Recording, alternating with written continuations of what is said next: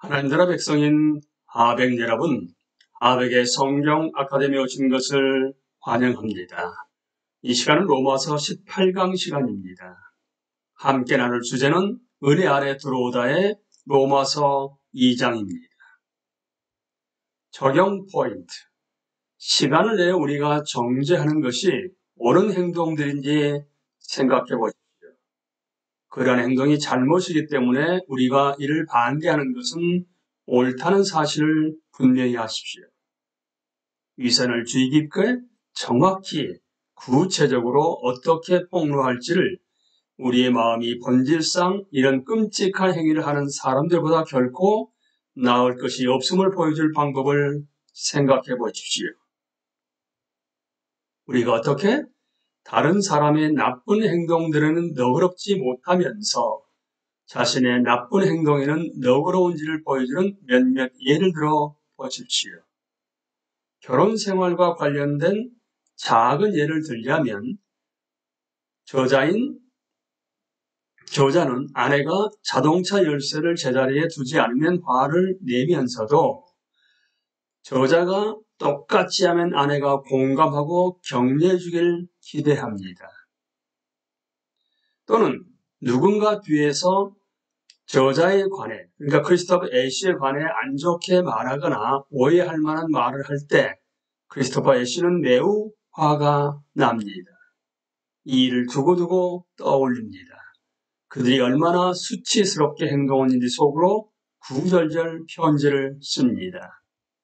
그러나 저자인 크리스토퍼 애쉬가 다른 사람에 대해 똑같이 했다면 저자는 그저 피곤했거나 스트레스가 심해서 그런 것뿐이다.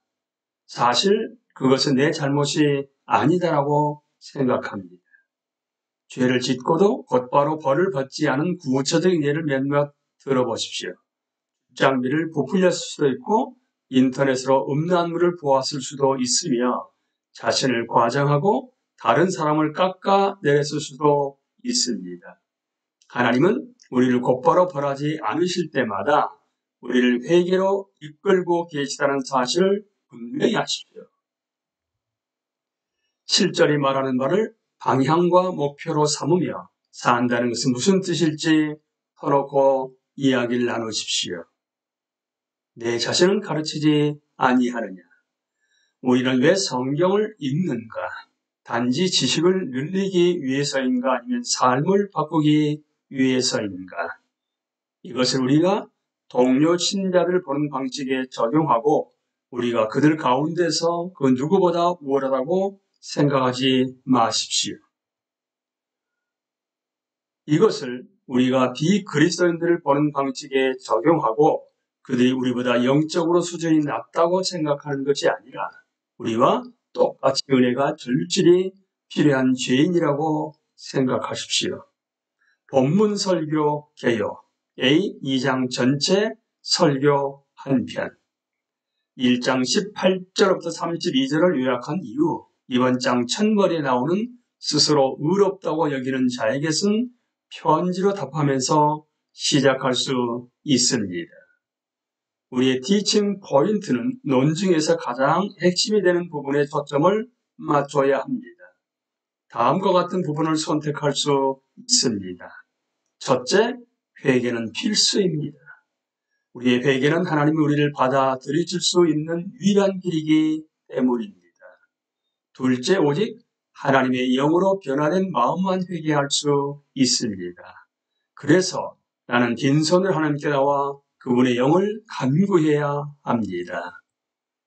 B2장 설교 2편, 설교 1, 2장 1절로부터 11절 앞에서처럼 스스로 의롭다고 여기는 자에게는 편지로 시작할 수 있습니다.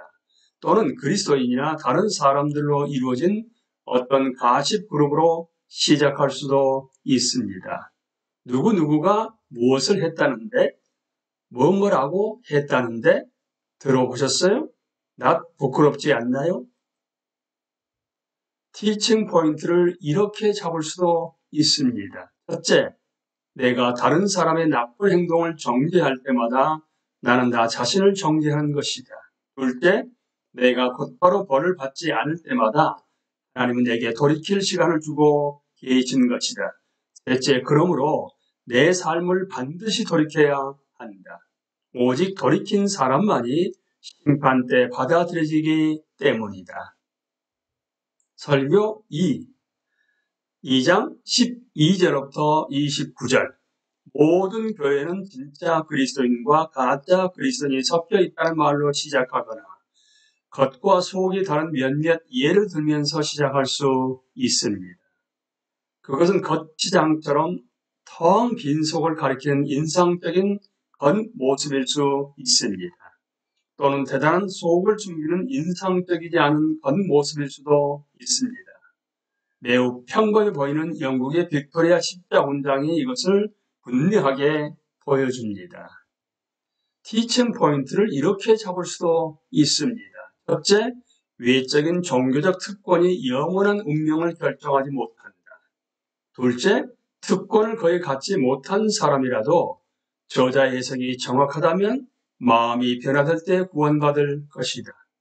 셋째, 특권을 가장 많이 가진 사람이라도 마음이 변화되지 않으면 구원받지 못할 것이다.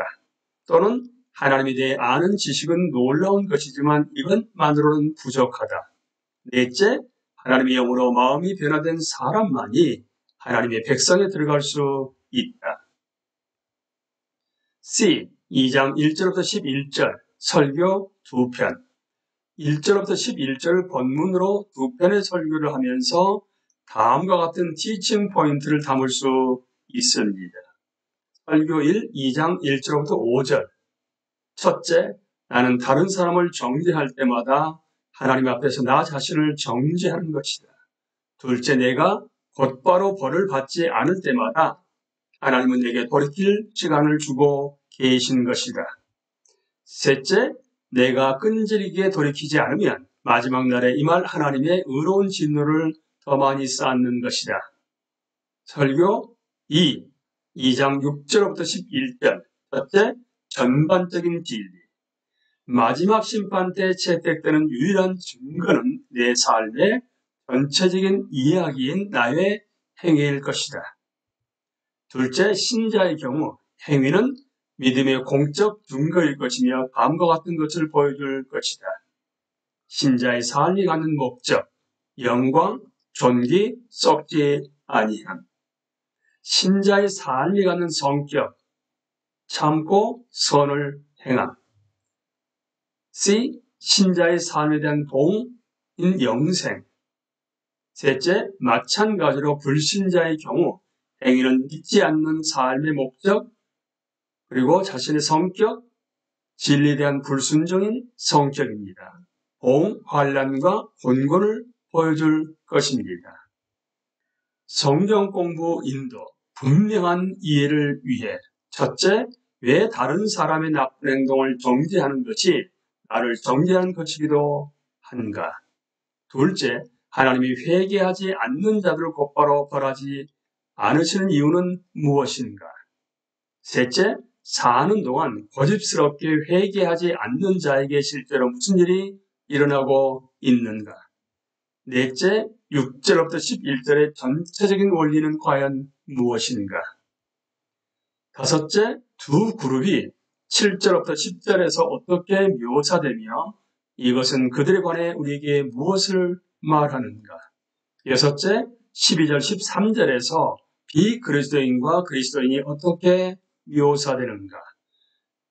일곱 번째, 성경 공부 소그룹이 함께 무지에 허우적되기보다는 인도자가 14절부터 16절에 대한 두 선택사항을 분명하게 설명하는 것이 최선입니다.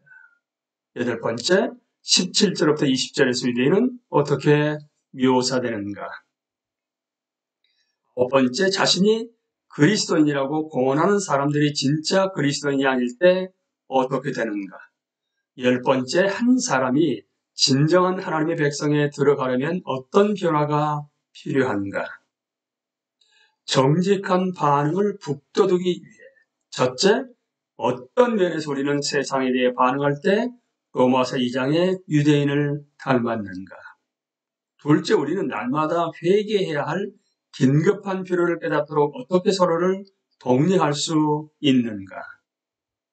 셋째, 우리의 삶에서 우리가 7절, 10절이 말하는 사람인지 아니면 8절, 9절이 말하는 사람인지를 보여주는 집행 리트머스 테스트는 무엇인가? 넷째, 어떻게 성경 지식은 귀중하면서도 위험한가? 어떻게 하면 성경 지식을 쌓으면서도 위선의 위험을 피할 수 있는가? 다섯 번째, 로마서 2장의 메시지가 어떻게 우리의 교회를 조화로운 것으로 만들겠는가? 여섯 번째, 로마서 2장의 메시지가 어떻게 우리로 밖에 나가서 겸손하게 복음을 전하게 하겠는가? 이 시간 강의를 마치겠습니다. 감사합니다.